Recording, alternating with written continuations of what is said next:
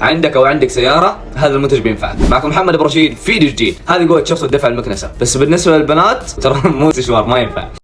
اوكي. نظف فيها سيارتك بالاوقات الحرجه، اذا في فجاه احد بيركب معاك وكانت متوسخه السياره وما لحقت تغسلها، مره حل رهيب.